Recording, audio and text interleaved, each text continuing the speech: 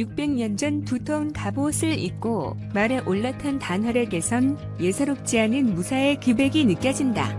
정세를 살피는 날카로운 눈빛이 그가 어떻게 전쟁터를 호령해왔을지 짐작케 한다. 갑옷을 벗고 kum청색의 항복을 입은 채 누군가를 지그시 바라보는 눈에는 어딘가 슬픔이 서려있다. 불가살이 된 후 단활은 창칼에 찔리고 불에 타고 절벽에서 떨어져도 아픔만 느낄 뿐 다시 살아난다. 그렇게 살아온 600년의 세월은 단활에겐 끔찍한 불사의 저주였다. 모든 것을 잃은 단활에게는 오직 자신을 이렇게 만든 한 여자를 향한 복수심 하나만이 남아있다. 환상을 반복하는 여자 민상훈, 권나라분을 찾기 위해 한 시대까지 살아온 불가사의 얼굴에는 차가운 분노만이 서려있다. 그는 도시의 불빛을 뒤로 한 채 상투를 틀었던 머리를 자르고 갑옷이 아닌 재킷을 입고 있다. 원수를 갚기 위해 홀로 오랜 세월을 견뎌왔을 그의 함설인 사연이 궁금해진다. 제작진은 불가사의 단활은 이진욱을 통해 완성된 캐릭터라며 눈빛에 이미 서사가 담겼다. 이진욱이 그려낼 한국적인 불사의 존재와 그 이야기를 기대해달라고 밝혔다. 그녀는 죽기 전 무슨 짓을 한 거냐? 또 다른 업보를 만들고 또다시 과보를 낳았구나라는 의미심장한 말과 원망의 눈물을 남겼다. 이에 둘 사이에 다른 비밀이 있던 것인지 호기심을 자극한 가운데 양아버지 단극 정진영 분마저 잃고 혼자가 된 단활은 그녀가 인간이 되어 환생한다는 무녀의 예언을 듣고 다시 분노할 뿐이었다. 반드시 찾아내 복수하겠다는 말엔 깊은 한이 서려 있었다. 그 후 단활은 불가사의 저주 탓의 피를 보면 들끓는 욕망에 사로잡혔지만 귀물이 아닌 인간으로 살라는 단극의 유언처럼 동물의 피를 마시며 견뎠다. 그리고 마침내 조선시대 불가살 여인에 대한 단서를 잡았다. 마치 불교의 서촌행을 그린 것 마냥 경배받는 불가살 여인의 생활을 찾은 것.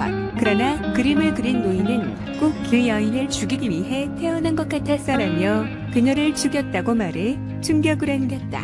알고 보니 그는 과거 단활에게 당했던 귀물의 환생이었고 여인이 가진 단활의 혼에 이끌려 복수를 행한 것 뿐만 아니라 그녀를 쫓는 또 다른 이 검은 구멍을 가진 사내까지 예고돼 궁금증을 낳았다. 이렇듯 단활의 혼을 가진 여인은 그동안 그가 죽였던 귀물들의 원한 업보까지 가져갔다. 이 뒤틀린 운명을 알게 된 단활은 자신이 먼저 그녀를 찾아낼 끝내겠노라 다짐했다. 2006년 과거 모습 그대로 등장한 단활은 바뀐 시대에 맞게 흥신소를 이용해 여인을 찾고 있었다. 그녀의 이번 환생은 일란성 쌍둥이였다. 얼굴이 똑같이 생긴 자매 민상년, 민성훈, 한서신분, 중언니 민상년은 무슨 일인지 전생을 기억했고 과거 단활의 칼에 찔렸던 어깨의 상흔까지 갖고 있었다. 하지만 귀물의 환생처럼 보이는 이상한 남자가 동생 민상훈을 노리며 혼의 냄새를 맡았다고 해 단활의 혼은 그녀에게 있음을 짐작해 했다.